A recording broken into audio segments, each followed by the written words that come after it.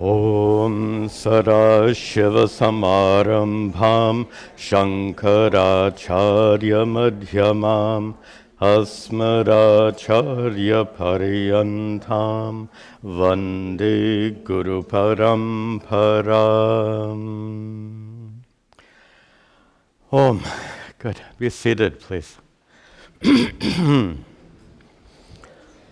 Parameshvara.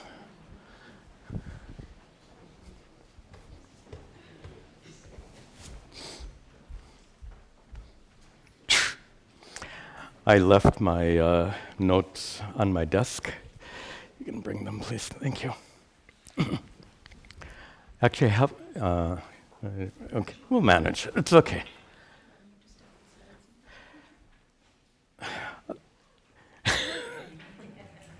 Go ahead, please. Anyway, I apologize to all of you. I've forgotten my notes, and we'll wait just a moment to get them and start our class. Okay. Om Sahana Vavatu Sahano Bhunaktu Sahavidyan Karava Vahai Tejasvinavadhitamastu ma vidvisha vahai. Om Shanti Shanti Shanti. Om. Good. Welcome to all of you, and welcome also to our many students watching these classes online. We'll begin with, we continue our study today of chapter 18. And as always, are you okay to advance the slides? Very good. Okay. So we'll be... I think Santi will be back. I don't know. Okay. She hasn't shown me. So. Yeah, that's okay. Yeah, Manisha's here. Anyone else who knows how to run this? Yeah. You can just... I think just start the presentation, and we begin with verse 47. Okay.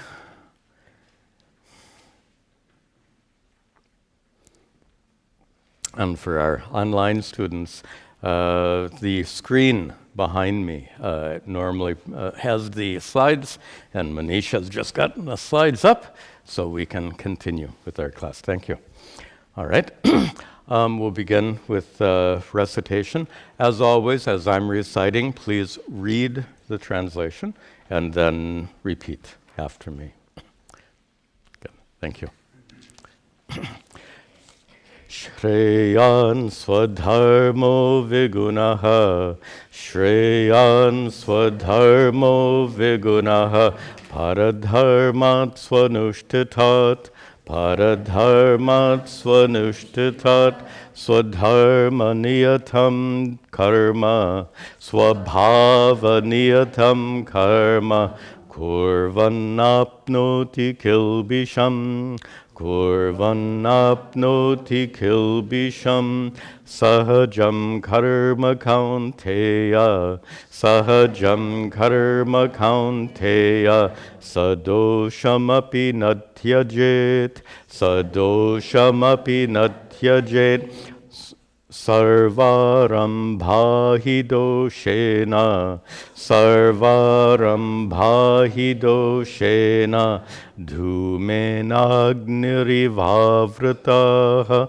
Dhumenagnirivavritah, Asakta buddhis sarvatra, Asakta buddhis sarvatra, Jitatma vigataspraha, Jitatma vigatasmritaha, Naishkarmya siddhim paramam, Naishkarmya siddhim paramam, Sanyasenadhigacchati, Sanyasenadhigacchati, Siddhim prapto yatha brahma, Siddham prapto yato brahma, Tatapnoti bodha me, Tatapnoti bodha me, Samasene naiva kaunteya, samase naiva kaunteya, nishta jnanasya ya para, nishta jnanasya ya buddhya vishuddhaya yukto, buddhya vishuddhaya yukto, dhrityatmanam niyamya cha, dhrityatmanam niyamya cha, shabdadin vishayan styaktva, shabdadin vishayan styaktva, ragadvesha vyudasya cha, ragadvesha vyudasya cha. So that goes on for several verses. We'll stop here for today. Okay, can we go back to verse 46, which we saw at the end of the last class, where Sri Krishna is now in his summary, just to get us all on the right page here. We said in the first half of chapter 18 is a continuation of the kind of subject matters that we saw, starting back in chapter 14, 16, 17, first part of 18. But now we've come, arguably, to the most important part of the Bhagavad Gita. The most important chapter to study is chapter 2, without doubt, without question. Chapter 2 is the most important chapter to study. But I would say the most important portion of the Bhagavad Gita is its conclusion. And we've now come to the second half of chapter 18 and the concluding teachings of the Bhagavad Gita, in which Sri Krishna begins by summarizing what he's already taught. And his summary, not surprisingly, begins with Karma Yoga.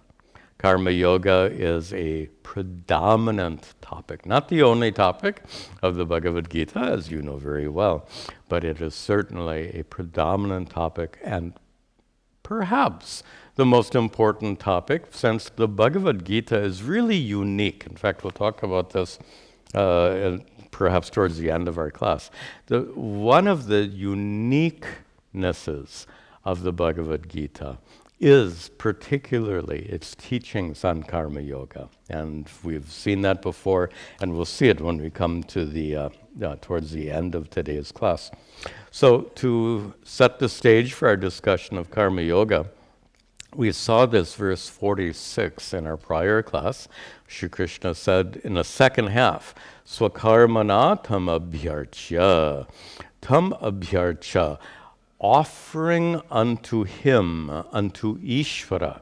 Ishvara described in the first half as yataha pravritti bhutanam, the one from whom all beings came forth, and here it is. And yena sarvamadam tatam, the one by whom the entire universe is pervaded. Tam, unto him, abhyarchya, offering, swakarmana, through your own actions. Worshipping Ishvara by fulfilling your duties. We'll talk about this. Worshipping Ishvara, this is a loose paraphrase of that third line. Worshipping Ishvara by fulfilling your duties, siddhim vindati manavaha.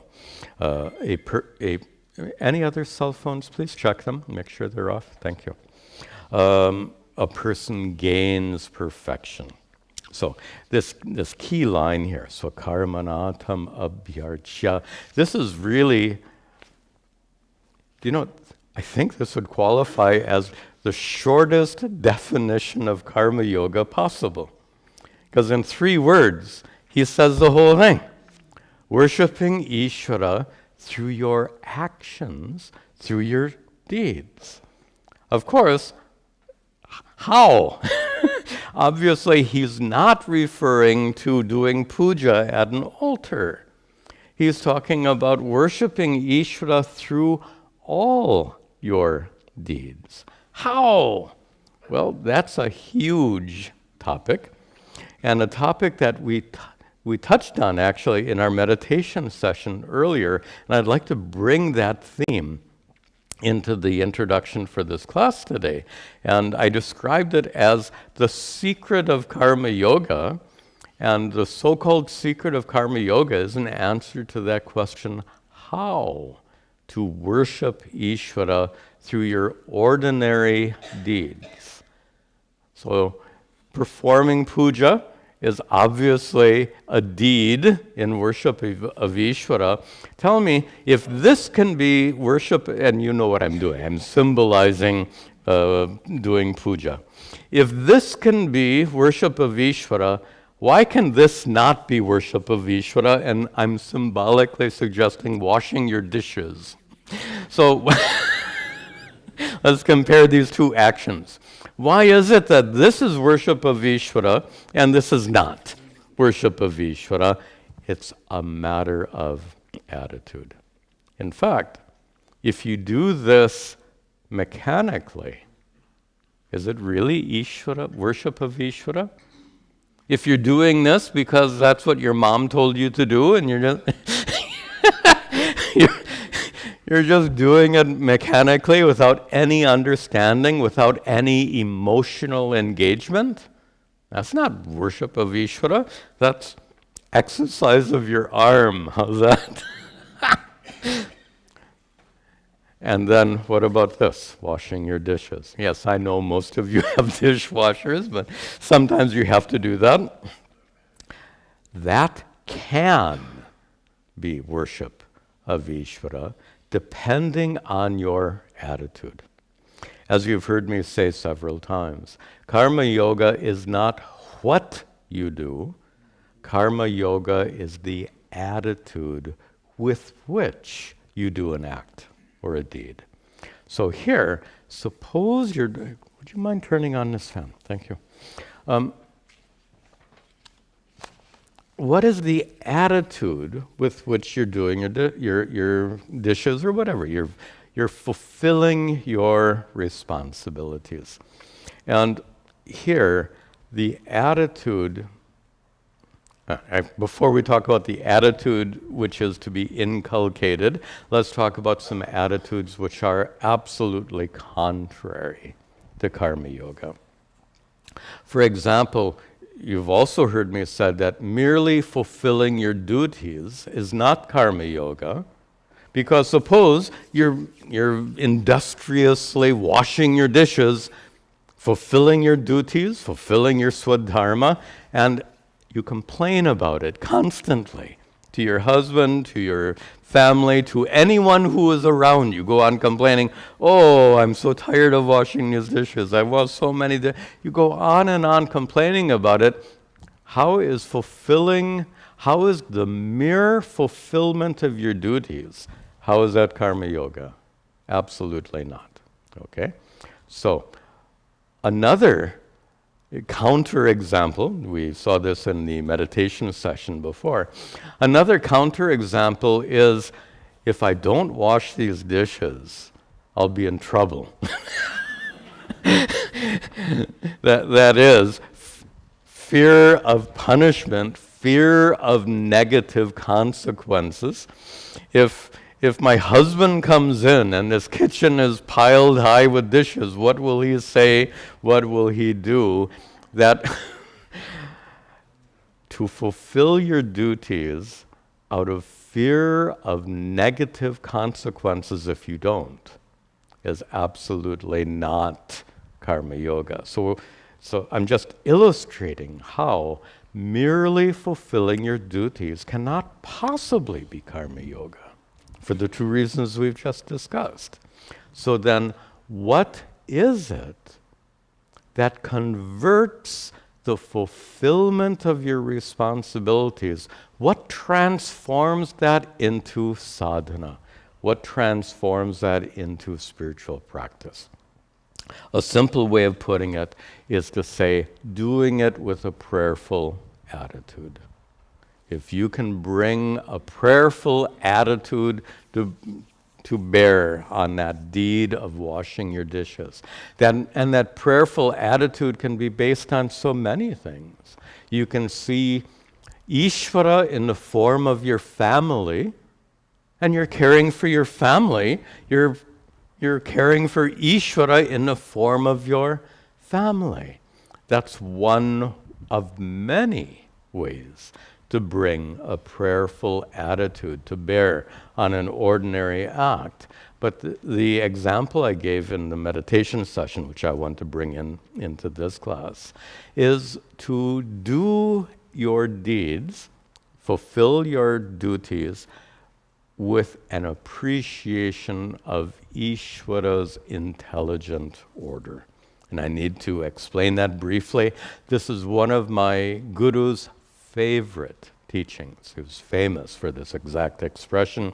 Let me explain what he means by Ishvara's intelligent order. Actually, if you allow me, I know many of you attended the meditation session, but I like the metaphor that I used, and I hadn't used it before, so let me use it now to share it with all of you and with all of our online students. The metaphor was this: the intelligence that makes the universe function is Ishvara's intelligence. So the intelligence that makes planets go around the sun, intelligence that makes electrons go around the nuclei, this is Ishvara's intelligence. Ishvara's intelligence pervades the universe. In fact, that's what he says in the third line. Yena sarvamidam tatam. That Ishvara who pervades the universe, holding the universe together, making sure the universe functions in an orderly, intelligent manner. The laws of the universe are Ishvara's laws. The intelligent order of the universe is Ishvara's intelligence.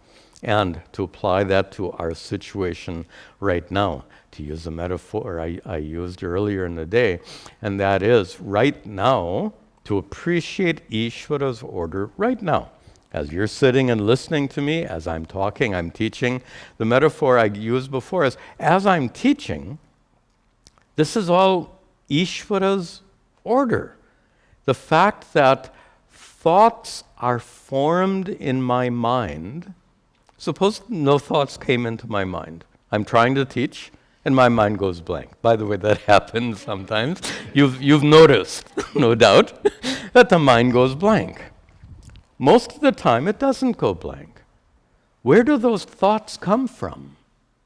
I don't put them there, right? None of us do. The thoughts come. So if we want to say, well, who put them there?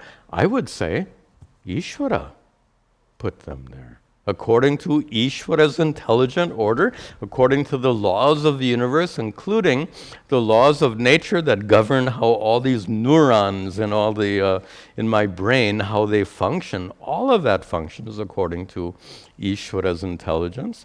Another part of Ishvara's intelligence is the teachings I've received, teachings that began with the ancient rishis, which has been conveyed over thousands of years to my guru.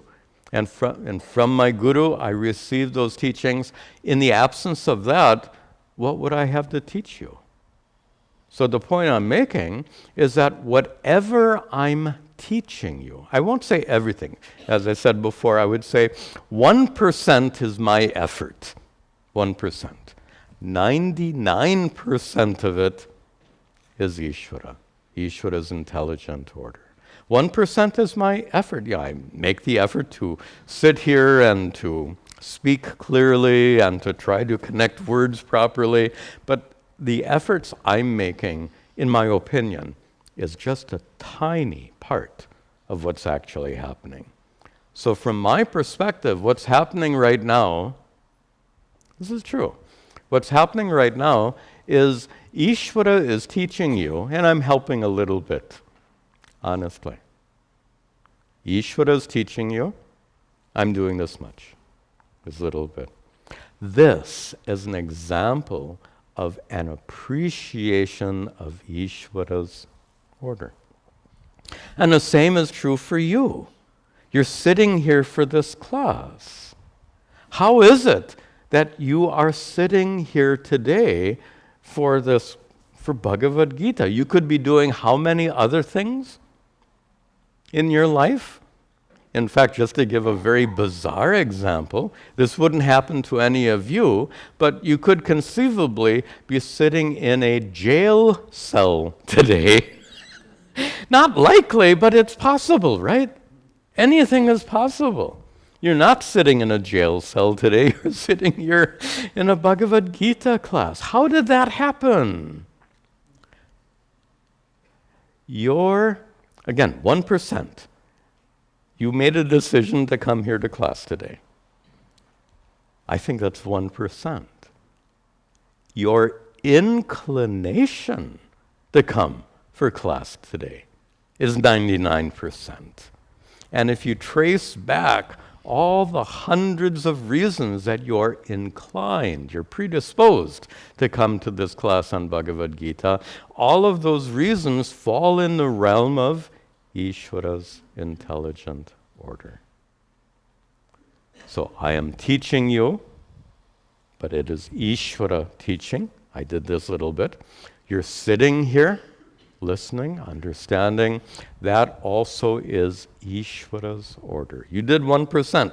You got in the car, started the car, and you came here. That's your 1%.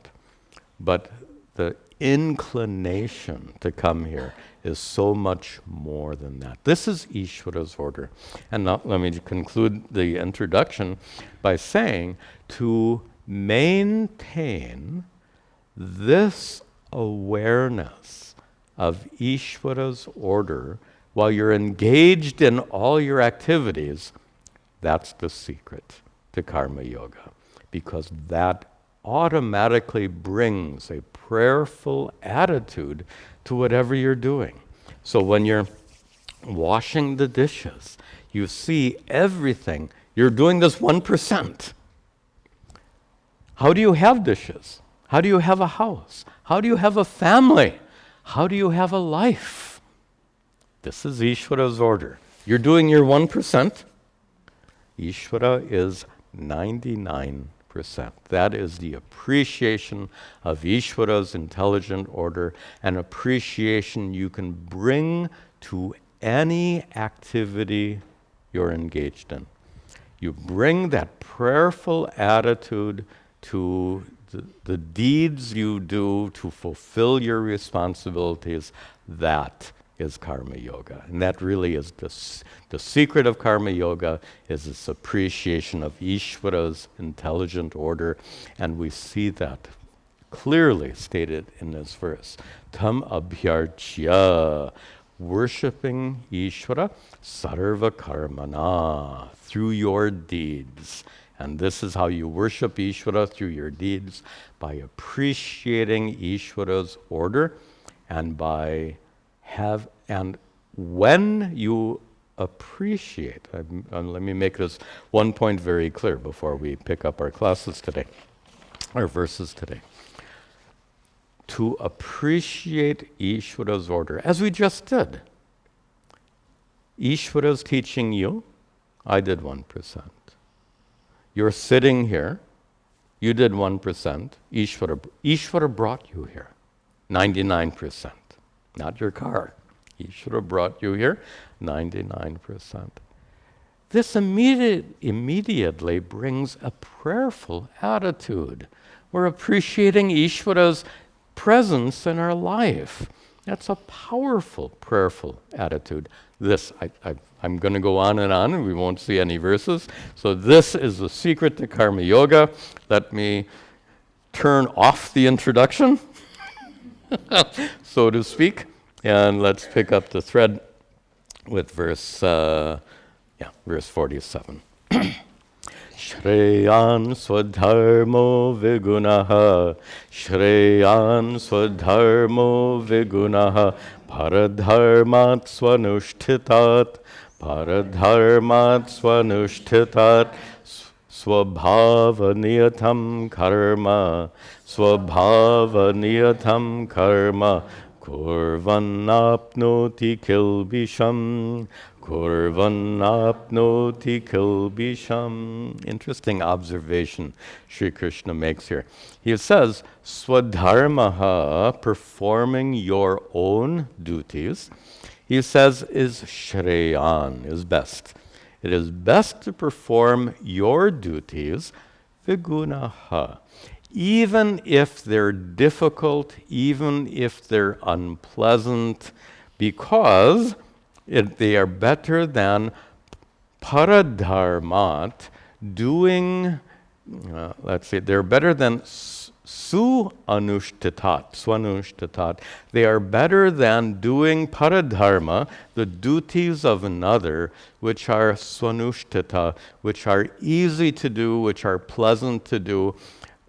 To see what Sri Krishna is implying here is very easy when we put it in context. Remember, he's teaching Arjuna. Arjuna, who is not only a kshatriya, but Arjuna has the Arjuna's swadharma, his duty, his responsibility is to fight the battle. As we've seen starting in chapter 1, this is Arjuna's responsibility to fight in this battle.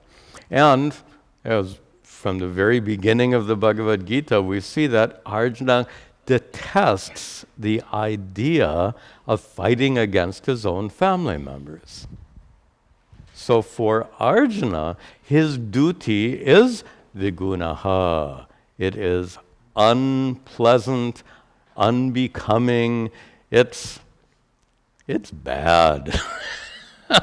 Arjuna doesn't want to do it. In fact, Arjuna, we saw way at the beginning of the Bhagavad Gita, and I think opening of the second chapter, Arjuna suggests that it would be better for him to leave the battlefield and live a life of alms, is the expression he uses, suggesting that he would become a sannyasi, a monk. Now, becoming a monk is swanushtatat. It's easy. You just give up everything. You jump in the Ganga and throw all your clothes away, and hopefully when you come out, your guru will give you something to wear. And it's easier than fighting a battle, especially a battle against your own family members.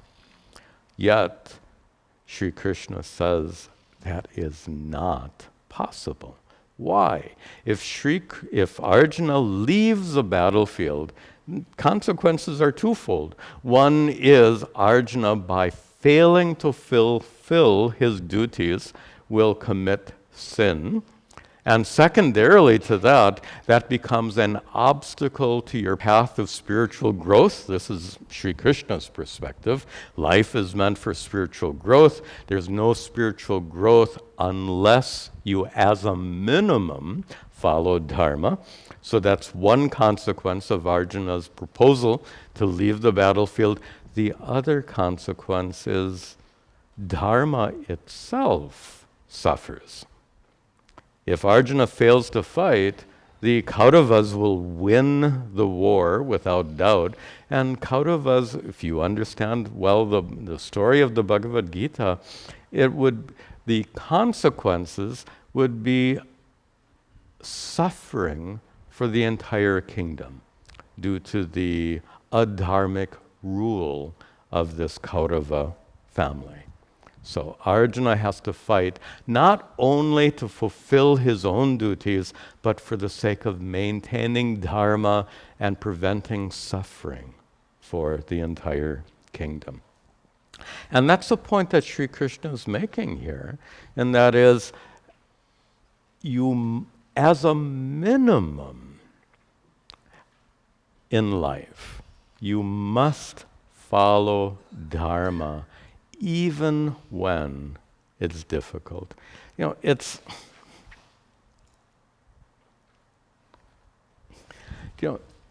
interesting. Generations ago, there was a very common value. A value for self-sacrifice. To sacrifice yourself for the sake of others. And that sacrifice can be, a good example of sacrifice is the warriors on a battlefield.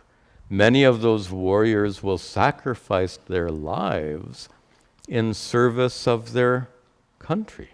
Over the ages, how many brave soldiers have sacrificed, the ultimate sacrifice, they call it, to sacrifice your life for the sake of others. Chances are your parents, or certainly your grandparents, had this attitude of sacrifice. We have to sacrifice for the sake of our children, for the sake of our community, for the sake of our society.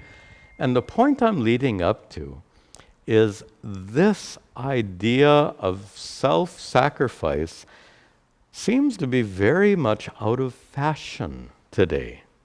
Does it not? Isn't that interesting? I've never thought about this before until just now. Again, this is Ishvara putting stuff into my head. And this just came up. Think about certainly your grandparents' generation. Self-sacrifice was assumed. But today, do modern people today embrace this idea of self-sacrifice? It seems to be, as I said kind of sarcastically, it seems to be out of fashion. That's not part of our worldview today to the extent it was generations ago. And perhaps that's one reason we see the strident fighting and arguing and divisiveness that we see today. No one wants to back down. No one wants to let go. No one wants to self-sacrifice. We want what we want. And, and if you get in my way, watch out. This is the modern ethos. We are all empowered. And don't prevent me from fulfilling my agenda. Notice, and that's not an uncommon way of thinking. Where is there room for self-sacrifice in that ethos, in that kind of thinking? So again, this just came, Ishvara put it there, just an observation that this sense of self-sacrifice has faded away to some extent. I'm not saying it's gone. It's faded away in modern times, and there are consequences for that. And we are less inclined to fulfill our responsibilities when it gets really, really tough. We look, and to use a modern expression, we're always looking for the easy way out. That's what we do. That's what modern people do. We look for the easy way out. Generations ago, I think people, and especially in the more traditional culture of India, instead of looking for the easy way out, you're looking generations ago, you'd be looking for what is the best way to follow Dharma. Look at that shift. What is the best way to follow Dharma versus what is the easy way out? Anyway, this is Sri Krishna's very strong comment about fulfilling your responsibilities. Swa, one's own, dharma, one's own responsibilities. And then he continues. He says in the third line, kurvan, doing. By doing, and then go up to the prior line, by doing karma. What kind of karma? Swabhava niyatam. Karma which is niyatam, which is determined by swabhava, and I actually mispronounced it as swadharma because that's its meaning. Swabhava here actually means swadharma, your responsibilities. By performing the duties which are swabhava, associated with your nature, associated with your life, associated with your stage of life, associated with your family and your job and everything. So, swadharma. So kurvan, by fulfilling karma, the duties which are swabhava niyatam, which are done according to your stage of life, by fulfilling your duties, na apnoti, one does not gain, kilbisham means sin. One incurs no sin. That was a very important instruction for Arjuna. Again, put it in context. He's thinking, for me to fulfill my dharma, I have to kill my family members. And Arjuna was thinking, I will incur sin by killing my family members. And in several places, including here, Sri Krishna says no. In this very unique situation that Arjuna finds himself on the battlefield, usually killing is a dharma. In this unique situation, Arjuna will not incur sin by fighting the war, even by killing family members. Why? Because that truly is swadharma. And Sri Krishna gives us assurance. By fulfilling your responsibilities, by acting in accordance with dharma and fulfilling your responsibilities, you will incur no sin. That's a message not only for Arjuna, it's a message for us all. And then Sri Krishna continues to expand that idea. It says, Sahajam karma kaunteya, sahajam karma kaunteya, sadoshamapi natyajet, sadoshamapi natyajet, sarvarambhahi doshena, sarvarambhahi doshena, dhumenagnirivavratah, dhumenagnirivavratah. Kaunteya, O son of Kunti, Arjuna, Sri Krishna addresses him. He says, karma which is sahajam, which comes along with your life. In American English, you say comes along with the package. It's a package deal. Life is a package deal, which is to say that your journey through life has led you to this current situation. And in this current situation, you have a certain set of responsibilities. That's what Sri Krishna is referring to, the responsibilities you bear today as a result of your karma, sahajam karma. He says that your duties, sadoshamapi natyajet, should not natyajet, you shouldn't neglect your duties, sadosham api, even if those duties are defective. Again, look at Arsha. Arjuna had a duty to put arrows through his great uncle Bhishma. She did. What could be more terrible than that? Family patriarch, shoot him dead. Sadosham. It is a horrible responsibility. And what Sri Krishna is saying here is, even if it is a horrible responsibility, it must still be done. It's a little hard, hard to relate, of course, to Arjuna's situation. It's very remote from our experiences. Let me give you a more concrete example of a sadosham karma, a responsibility which is revolting. Your beloved family member is in a hospital, laying in bed, tubes down the throat, tubes in the arms, all of this. And the doctor says that your beloved family member is brain dead. When a patient is brain dead, there is zero possibility of any kind of recovery. They're dead. The body is kept alive by the tubes and all the machines, but functionally they're dead. Now you have a responsibility. What is that responsibility? It's sadosham.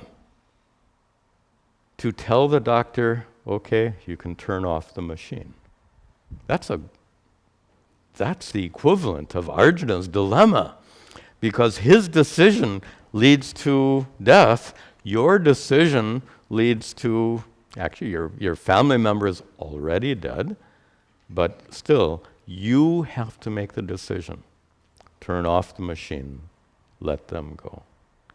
That's a great example of a responsibility which is sadosham, extremely difficult, but must be done. Must be done because if you don't, you are two things. One is if there's any sentiency left in your loved one at all, which is debatable, you're causing more suffering by keeping those machines running. You're certainly not doing any good. You're causing more suffering, and in a kind of a more pragmatic way, you're also wasting money. Maybe it's the insurance company, but it's wasteful, right? It is just pouring money down, pouring resources down the drain, resources that could better be directed to help other patients. Make sense? Okay. I'd like to bring in one more topic here. This is also sadosham. It's difficult. And that is organ donation. So your loved one is dying or dead. Your loved one, if your loved one has viable organs, and that depends on so many factors, those organs could be donated to help others. Now, a great many people are reluctant to donate organs.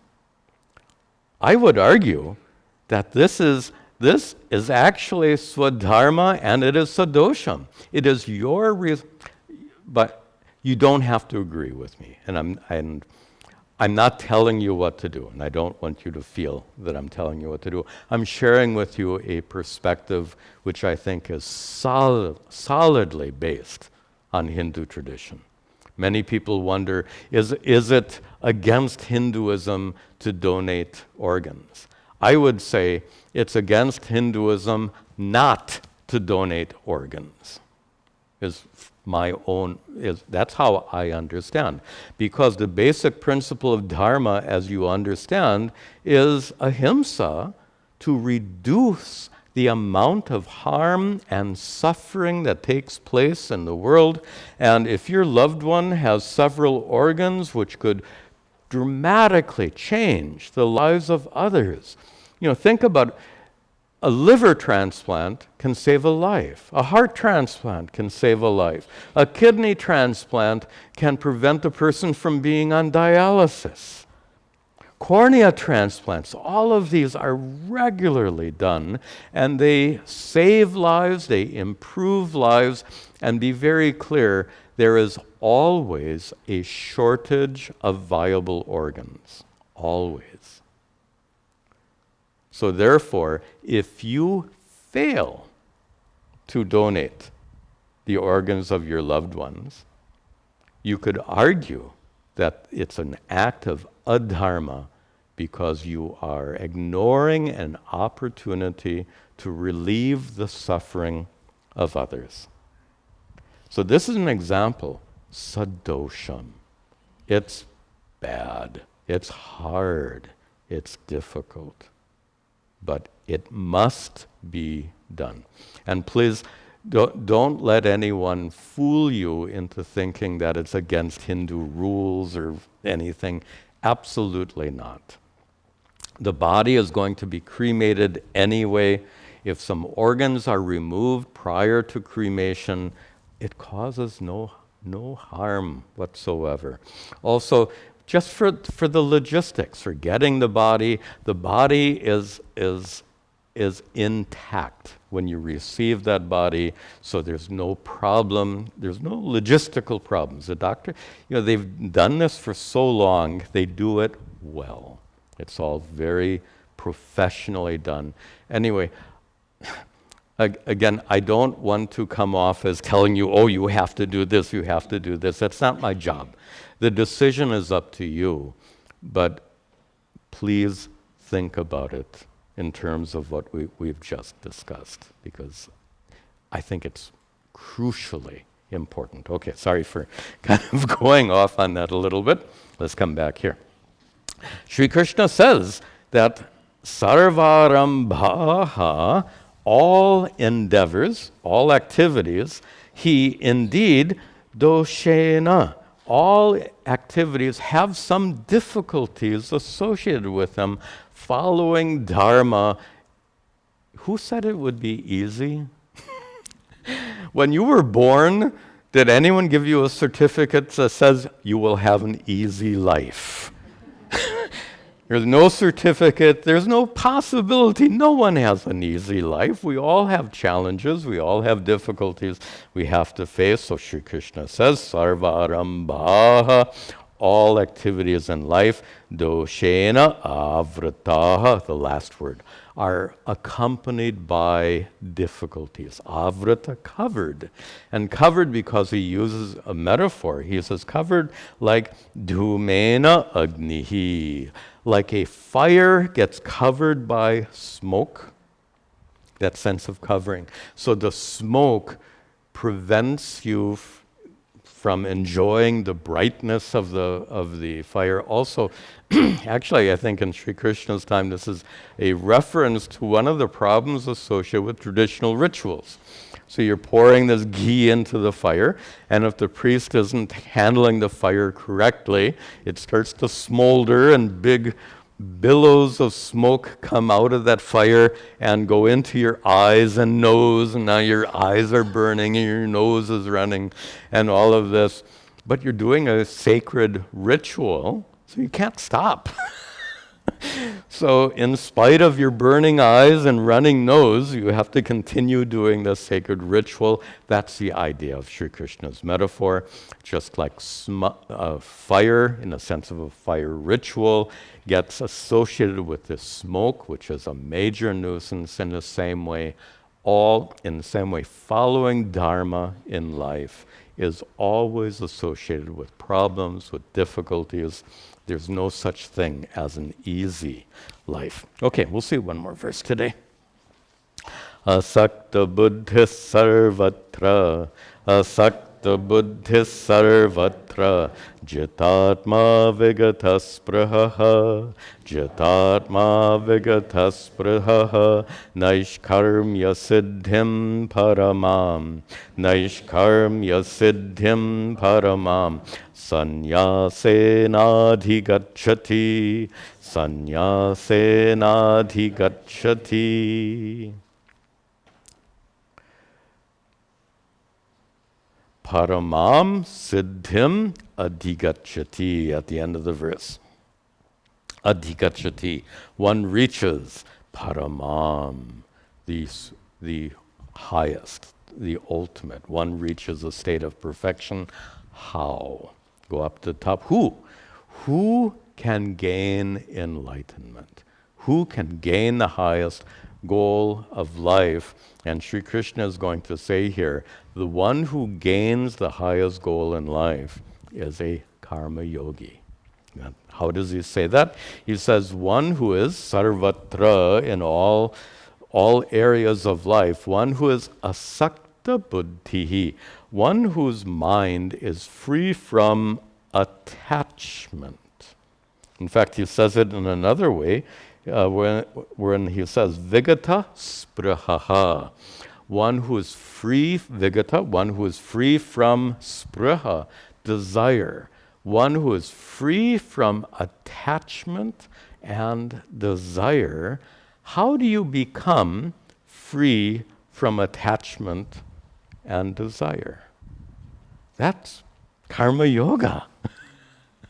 Karma yoga is the means for becoming free from attachment and desire. How does that work? I think we had this discussion 1 or 2 classes ago. Karma yoga begins not with karma, but with a shift of attitude. What is a shift of attitude? When you recognize that worldly efforts can never bring you perfect peace and contentment, but perfect peace and contentment can be found through spiritual growth. Step 1. Step 1 is the most crucial step, because if you're climbing a ladder and the first rung is missing, you're out of luck. You can't reach the second rung. That first rung is the crucial beginning point. In the same way, for karma yoga, this shift of perspective, it's a conversion in terms of your thinking, is the crucial first step. And let me restate it. The recognition that your worldly efforts will never, ever lead to perfect peace and contentment, but perfect peace and contentment is possible through spiritual growth. So now you're at your goal of life shifts. So instead of trying to gain peace and contentment through worldly efforts, you continue those worldly activities, but knowing that they won't give you perfect peace and contentment, and you shift your emphasis to spiritual growth. You continue to perform your duties, but simultaneously now shifting your attention to gaining spiritual growth. This is the crucial first rung, because look what happens. The moment you understand, let's make this very clear, this is such an important principle and it's often unrecognized.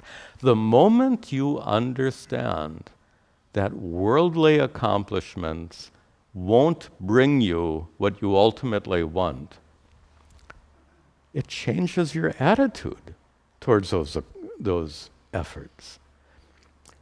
If you think those worldly efforts can make you happy, you will be driven by raga dvesha. This discussion we've had here so many times. Raga dvesha will compel you to chase after what you desire.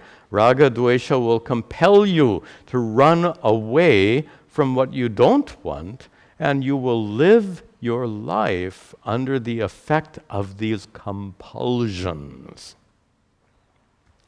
How to be free from those compulsions. How to be free from asakti, attachment. How to be free from spriha, from desire, from longing. This is the key.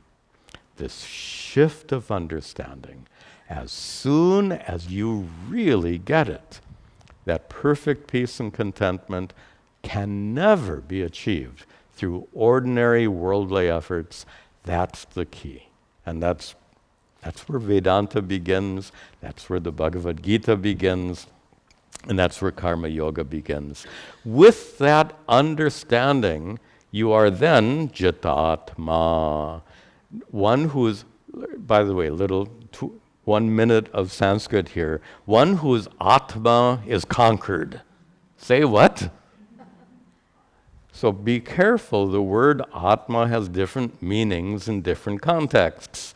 Here it simply means mind or self. One who has conquered his mind, one who is self-controlled, not one whose atma is conquered. So just be a little careful about words in Sanskrit. So one who is self-controlled, why? Because you're no longer compelled by raga dvesha. That's the point.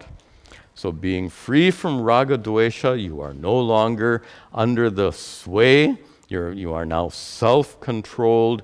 You are directing your life on a path of spiritual growth.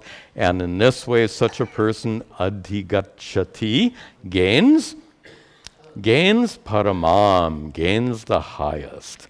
And gains the highest, what kind of accomplishment? This is a significant term. Naishkarmya siddhim.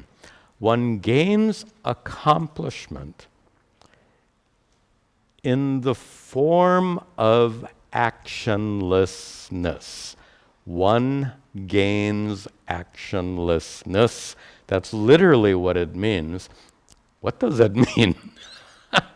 What does it mean to gain actionlessness? Some of you can make the connection.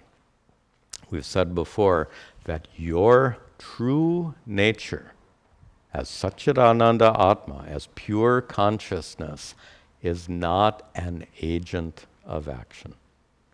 Actions are done with your mind, with your body, with your senses, with your powers of grasping and walking and talking, but none of those activities are initiated by pure consciousness. To discover your true nature as pure consciousness, which is not an agent of action, is what Sri Krishna means here when he says, Naishkarmya siddhim, to realize that your true nature as pure consciousness is not engaged in any kind of activity whatsoever. This is a hallmark of enlightenment. Actions take place, I don't do them. By the way, there's an important consequence of that. Whoever does actions suffers the consequences. If you know you are pure consciousness, you commit no actions, you suffer no consequences. This is moksha. This is a big, what do they say? And they say it's a big deal. This is a big deal. Enlightenment, to recognize that your true nature as consciousness is not engaged in worldly action. Therefore, you become free in the midst of your worldly activities. You know nothing can affect you, nothing can hurt you. And we'll add, there's one more word here we need to see, which is tricky. He says, you gain this enlightenment. How? Sannyasena. Through sannyasa. And again here, there's complication of Sanskrit words. Sannyasa means renunciation. What kind of renunciation? I don't know if you remember, way back when we studied chapter 5, correct? We saw at least 4 different kinds of sannyasa. One kind of sannyasa means renunciation. One kind of sannyasa is the renunciation of a lazy person who just won't get out of bed. That's inactivity. Another kind of sannyasa is this one. Another kind of sannyasa is this naishkarmya siddhim. This renunciation through the discovery that your true nature is not an agent of action. But the meaning that Sri Krishna has in mind here is none of those 3. He's not talking about, you gain perfection not by laying in bed. You gain perfection not by changing your dress and changing your name. You gain perfection not by gaining perfection, and that's obvious, and that's the 3rd example I gave you. So here, sannyasa means renunciation, and this is our discussion in chapters 3, 4, and 5, renunciation of the fruits of your works. You've heard that. That's what he means. Renunciation of the fruits of your work means what? It means understanding that the results of your activities will never bring you perfect peace and contentment, so those results are no longer your goal. That's the point. if those worldly accomplishments are your goals, that's asakti, that's attachment. That's where the raga and dvesha kick in, so to speak. But here, the sannyasa Sri Krishna has in mind is definitely not becoming a sannyasi. By the way, when you're reading, if you read commentaries, be a little careful. So when I was reading Madhusudana's commentary to get ready for today's class, not surprisingly, he says sannyasena, he says by becoming a monk.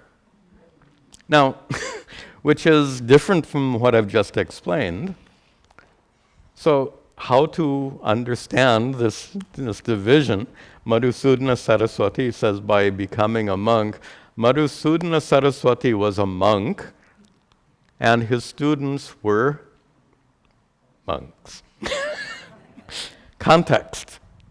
He was a sannyasi teaching sannyasis. Now, Tadatmananda is a sannyasi, but his students, context. Context is everything. So based on our context, sannyasena here means not by becoming a monk, even though Madhusudana Saraswati says so. He is not teaching you. He is teaching his students. Here, we're teaching you.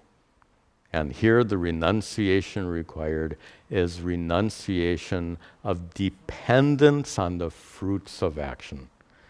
So that karma phala tyaga. Remember that expression way back in chapter 3? Karma phala tyaga. Renunciation of the fruits of actions. That's what Sri Krishna means by sannyasa. And here he concludes his first summary of karma yoga. Guess what? There's going to be another summation of karma yoga. That's how important Sri Krishna considers karma yoga. Next class we'll move on to other topics, but he still has a few verses left in chapter 18. Believe it or not, he'll come back to karma yoga one more time because it's so important. Okay, we will see all that in coming classes. Some important announcements. Tomorrow, of course, we have our Vedanta class at 10 o'clock and Satsanga, question answer, at 11. Please come and join us. And as I mentioned before, I'm really happy to invite all of you to our anniversary celebration, which will be next Saturday. So instead of our Bhagavad Gita and meditation classes, we will have our 23rd anniversary celebration. Please come and join us. We'll start at 10 o'clock with some puja homa rituals, which will be held in the dining hall. Immediately after, we'll come up here. We have a simple program, and I'll have a nice message to share with you. And then after the program, then if the weather is nice, we'll go outside and have a nice picnic lunch. If the weather is not so nice, then we'll be in the dining hall. We'll be comfortable in either case. So please plan on joining us next week for our anniversary celebration. I mentioned before, 3 years in a row, we couldn't have this celebration because of the pandemic. So it's really a happy occasion that we can resume our anniversaries.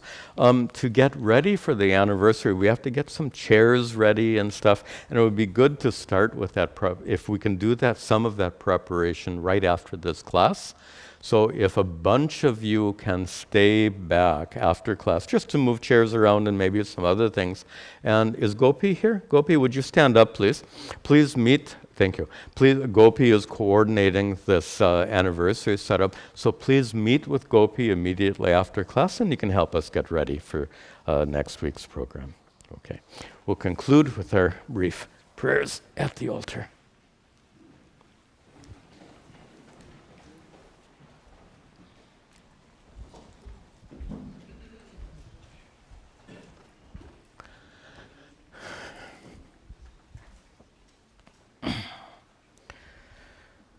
Om Gananahan Tva Ganapatigam Havamahe Gavinam Upamashravastamam Jeshtarajam Brahmanam Brahmanaspatahana Shrinvan Utabasvira Sadhanam Om Mahaganapataye Namaha Ishvaro Gururatmeti Murti Bheda Vibhagine Vyomavad Vyapta Dehaya Dakshina Murtaye Namaha Vasudeva Sutam Devam Kamsa Chanuramardanam Devaki Paramanandam Krishnam Vande Jagadgurum Om Sarve Bhavantu Sukhinaha Sarve Santu Niramayaha Sarve Bhadrani Pashyantu Ma Kaschad Duhka Bhag Bhavet Asato Ma Sadgamaya Tamaso Ma Jyotirgamaya Mrityor Ma Amritangamaya Om Shanti Shanti Shanti Om Tat Sat.